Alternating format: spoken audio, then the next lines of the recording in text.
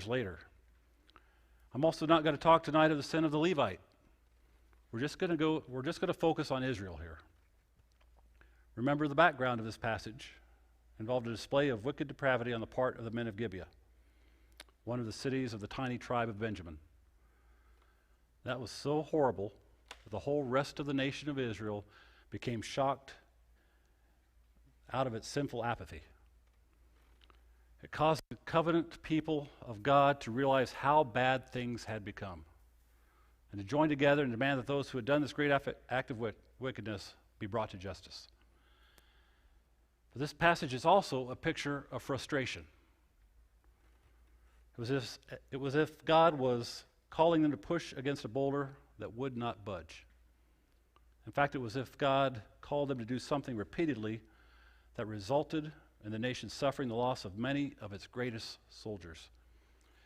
And yet we find that in that process of their pushing, as it were, against the unmovable boulder, they became broken and humbled. So in the end, they became humble before God. In the end, they cried out in such a manner to God and with such an attitude of heart that he was able to answer them and give them what they asked. In the end, they could look at themselves and see that God did something in them.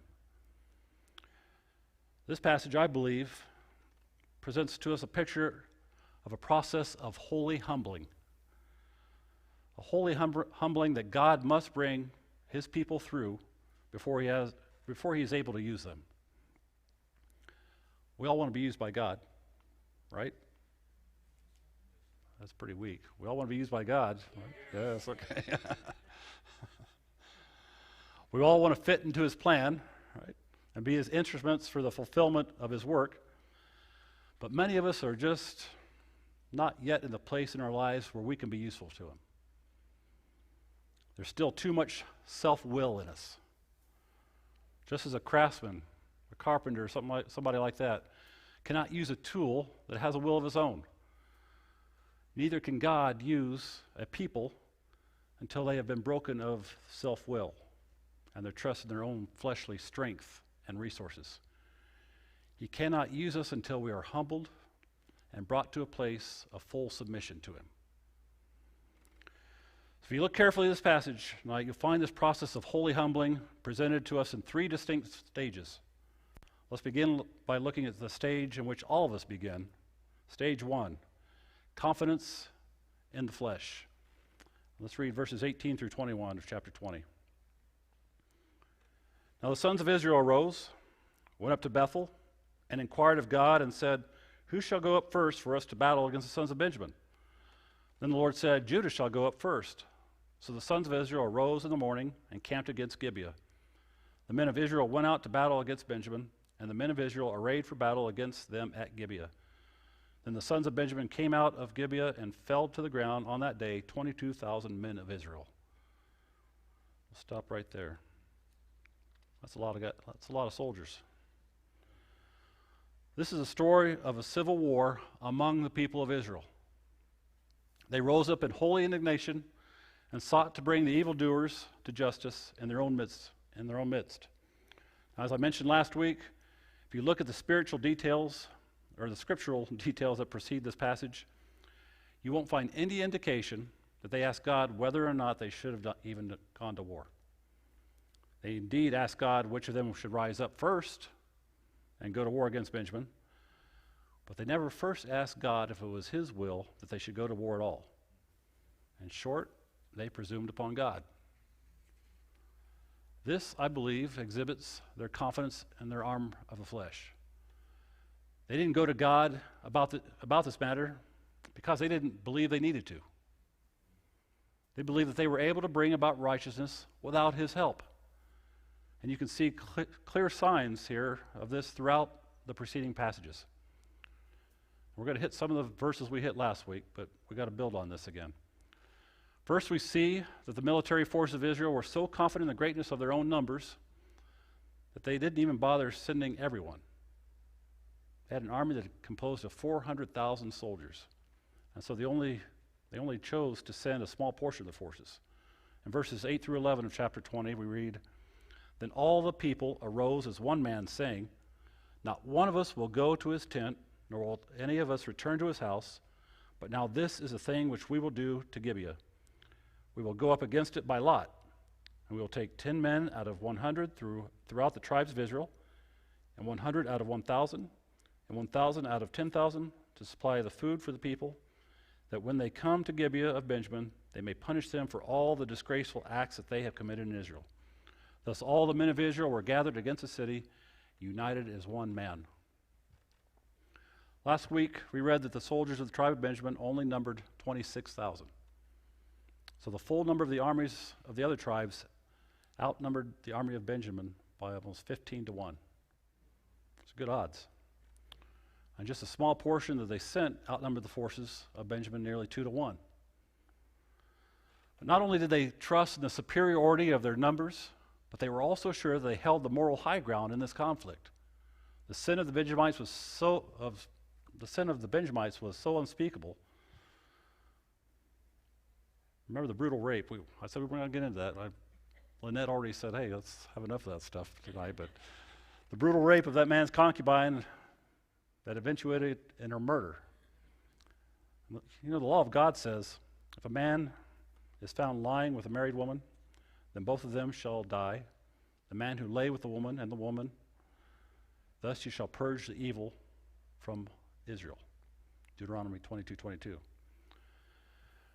And this perhaps explains their motive for demanding, as they did, that the men who committed this act be brought forward. We read in verse 13a. Then the tribes of Israel sent men throughout the entire tribe of Benjamin, saying, what is this wickedness that has taken place among you? Now then, deliver up the men, the worthless fellows in Gibeah, that we may put them to death and remove this wickedness from Israel.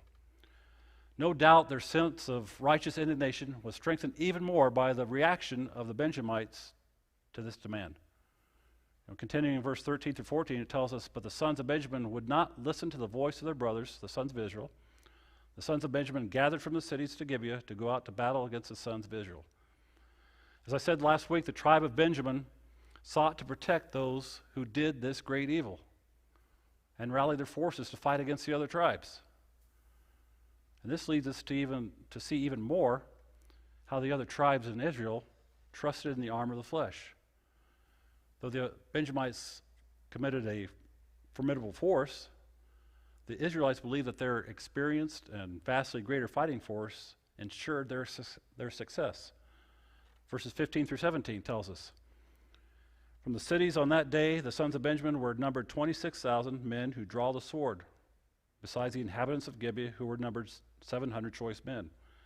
Out of all these people, 700 choice men were left-handed. Each one could sling a stone at a hair and not miss. Then the men of Israel, besides Benjamin, were numbered 400,000 men who draw the sword. All these were men of war. So 400,000 to 26,000. No wonder they had the confidence in their own ability. You can even see the depths of their self-confidence in the fact that they came to God, not to ask whether or not they should go, but to ask, which one of us shall go up first against the children of Benjamin? God's answer to the request was really amazingly non-committal here. His wasn't an answer of command, but rather an answer of permission. He didn't say, none of you shouldn't go at all. Instead, he let them have what they wanted. And he said, Judah first. Now think of this. In this passage, we see the people of God running ahead of God in a presumptuous manner, inflated with confidence in the power of their own fleshly resources. Plainly, they were not in a state of being in which God could use them. They were tools with wills of their own. They were running where God was not sending them. They were headed for disaster. And then when they turned to God in their superficial way and asked him which one of them should go first to run out and smack their faces against a brick wall, God said, Judah first. Judah was the lead tribe of the nation of Israel. If the whole nation is going to run into error, God permitted the lead tribe to get the first spanking. And as we see, the results were indeed disastrous.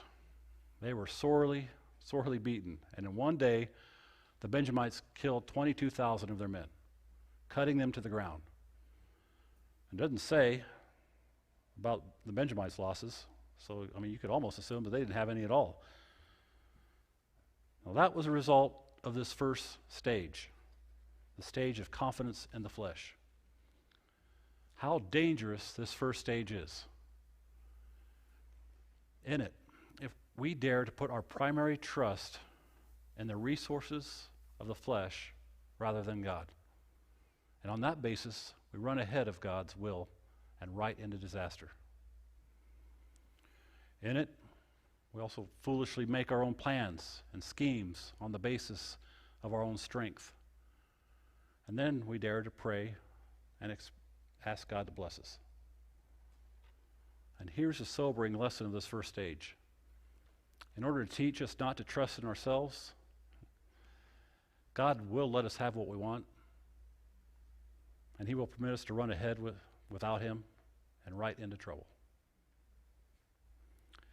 May God help us to learn what James taught us in James 4:13 through 17. It says, "Come now, you who say, today or tomorrow we will go to such and such a city and spend a year there and engage in business and make a profit, yet you do not know what your life will be like tomorrow.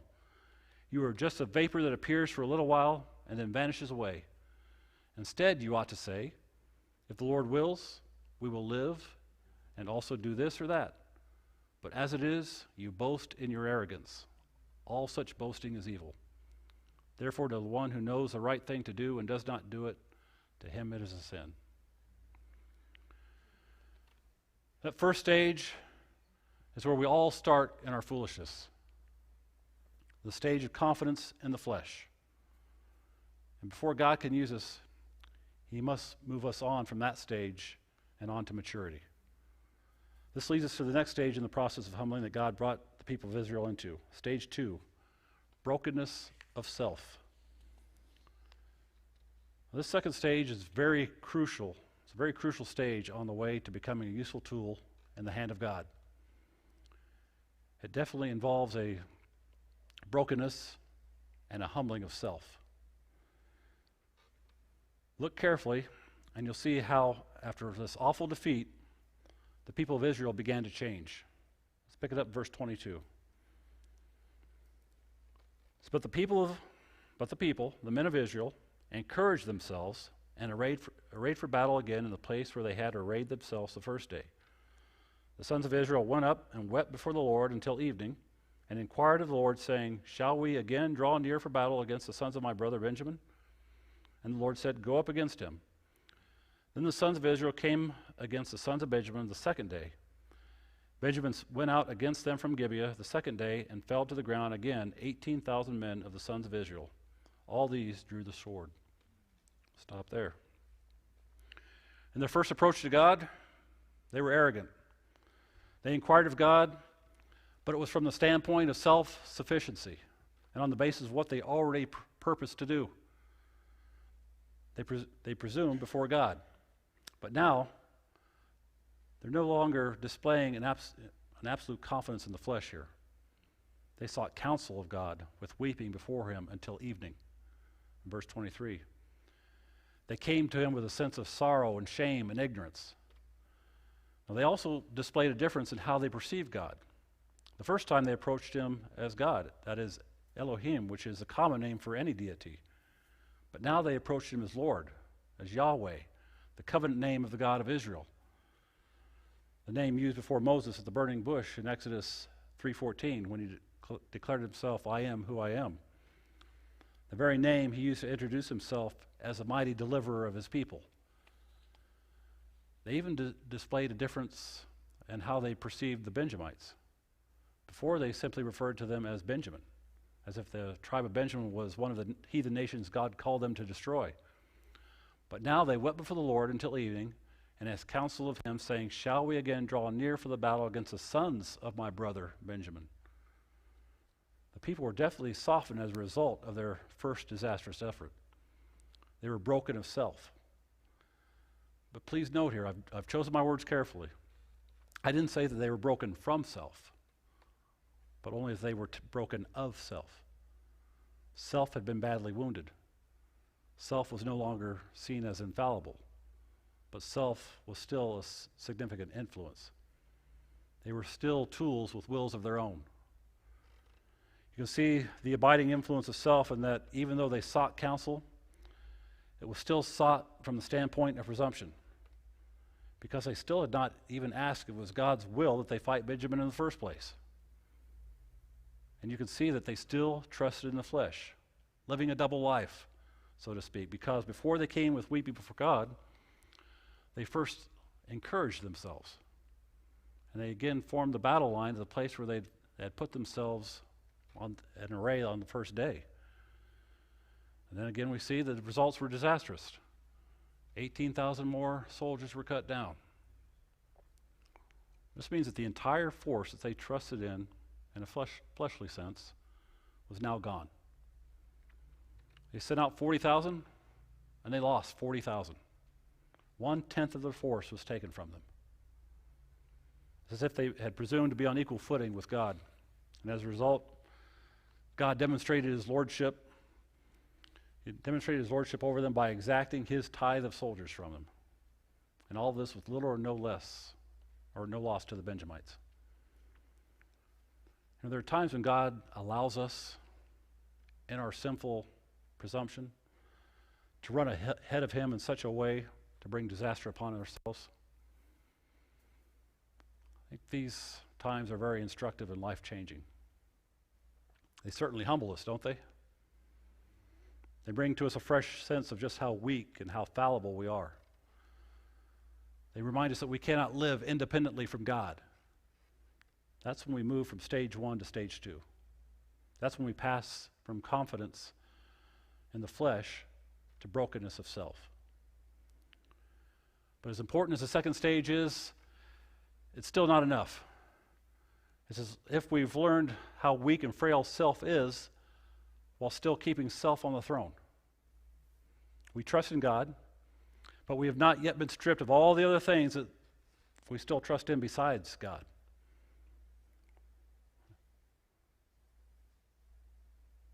Not even the things that are before God. We're not yet in the place where we trust in nothing but him. We're not yet in the place where Peter spoke of when he wrote, God is opposed to the proud, but gives grace to the humble. Therefore, humble yourselves under the mighty hand of God, that he may exalt you at the proper time. 1 Peter 5:5-6. God's process of full humbling is a very painful and a very scary one. I know, I've been there. The second stage is less painful and still sufficiently flattering to our sense of self, but I suggest to you that very few of us ever allow ourselves to be brought into the second stage, or past the second stage. And as a result, very few of us are ever used of God as he desires to use us. But he loves us so much that he will take us all the way through to the final stage where he has us completely, if we will simply let him. And then at last he can really use us. This leads us to consider stage 3, submission to God. Before the second defeat, the people of Israel seem to have been broken of self. And now after the second defeat, they seem to be fully broken from self. Now they were completely humbled before God. Look carefully and you can see how this was so. Verse 26-28. Then all the sons of Israel and all the people went up and came to Bethel and wept. Thus they remained there before the Lord and fasted that day until evening. And they offered burnt offerings and peace offerings before the Lord. The sons of Israel inquired of the Lord, for the ark of the covenant of God was there in those days. And Phinehas, the son of Eleazar, Aaron's son, stood before it to minister in those days, saying, Shall I yet again go out to battle against the sons of my brother Benjamin, or shall I cease? And the Lord said, Go up, for tomorrow I will deliver them to your hand, into your hand. In their second appearing before God, remember, only the men went before him to inquire of him. But now we're told all the children of Israel, that is, all the people, went up before him. The process of humbling had reached everyone. Then we see that they all went up and came to the house of God and wept. Before, only some of them wept, but now all felt a sense of sorrow and shame and deep, deep need. We see that all sat in the house of the Lord, and they all fasted from day until evening. Before, remember, they were encouraging one another, but now there was a sense of self-denial and personal humiliation before God. We read that they offered burnt offerings and peace offerings before the Lord. The burnt offering was an offering of complete dedication to God, and the peace offering was an expression of a restored relationship with Him in holiness. This implies that the people underwent a personal searching of their heart before God, confessing their sins and repenting of their evil ways. A personal revival before God was occurring. They inquired before the Lord at the Ark of the Covenant. The Ark of the Covenant was a place at which God had established His presence to the people of Israel. It was a place in which they sought His mercy. They met with God on His terms, at His appointed place of meeting. They also resorted to the spiritual leadership that God had established. They sought Him through the leadership and counsel of Phinehas, the son of Eleazar, who was a priest according to the order God established through Aaron. And this time, they ask with a spirit of complete submission to God's will. They didn't presume to run out ahead of God again, but neither did they turn tail and run away from the fight. Instead, they said, "Shall I yet again go out to battle against the sons of my brother Benjamin, or shall I cease?" It was all up to God, whether to stop or whether to go on. This is truly the prayer of people who are humbled under the almighty hand of God. And now at last, with these people properly humbled, the Lord said, "Go up, for tomorrow I will deliver them into your hand." It would be the Lord who did it, not they themselves. They are now tools in His hand without wills of their own. They were at last in position to be used by Him. They had become broken from self. They were submitted to God's will, and they manifested the right attitude, calling Benjamin brother, a tribe that God had purposed to preserve. Look with me real quick at 2 Corinthians chapter 12. We all know this part of Scripture very well.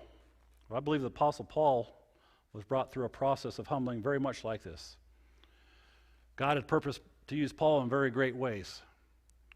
Paul was given insight into the deep things of God through Christ, but he wrote, starting verse 7 of chapter 12, "Because of the surpassing greatness of the revelations, for this reason, to keep me from exalting myself, there was given me a thorn in the flesh, a messenger of Satan to torment me, to keep me from exalting myself. Concerning this, I implored the Lord 3 times that it might leave me." What was that thorn in the flesh? We don't know. I mean, some scholars say it was debilitating illness or eye disease. Others says it was temptation he struggled with. Others say that it was a person that was bringing him down and causing him trouble, maybe a false teacher. That's where I kind of lean to. In any case, isn't it interesting that he asked 3 times for it? He asked 3 times for it to be taken from him, just as the Israelites approached God 3 times. Paul tells us that God's response was, "My grace is sufficient for you, for power is perfected in weakness." That thorn in the flesh frustrated Paul, but God didn't take it from him because He had a divine purpose in afflicting him. It was breaking Paul of self. It was making Paul weak so that God's grace could prove sufficient for him. It also proved that God's strength could be perfected in him. Just as God had to strip Israel of all that trusted in Him besides Himself, He also had to make Paul weak. He had to break him of his sense of self-sufficiency before he could be fully useful. Look what happened to Paul as a result. These are the words of a man humbled down to the place where a great God can use him in a great way. Verses 9 through 10. "Most gladly, therefore, I will rather boast about my weaknesses, so that the power of Christ may dwell in me. Therefore, I am well content with weaknesses, with insults, with distresses, with persecutions, with difficulties, for Christ's sake. For when I am weak, I am strong. The rest of this chapter just gives details about that third battle. Verses 29 through 36 gives an overview, and verses 37 through 48 gives all the gory details. So we won't hash that out tonight. We have one chapter remaining to see how Benjamin is rescued from certain destruction. So you're smiling at that, Sheila.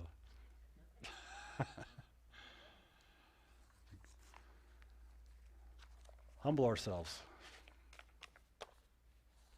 Do it before God takes you to the second and third stage. It helps. Trust Him. All right. Let's pray. Father, forgive us when we are so stiff-necked and trust in our own flesh and want to work things out ourselves first before seeking you. But we thank you that when we do, Father, you are gracious and you do humble us, even though it hurts. But in the big picture, we praise you for it. Father, make us so dependent upon you. We don't take a drink of water without speaking to you and giving you praise. Again, Father, as we leave tonight, we'll go out these doors into our communities, our workplaces, our homes, Father. May we give you glory. May we be obedient. May we seek your face daily. We love you in Jesus' name. Amen.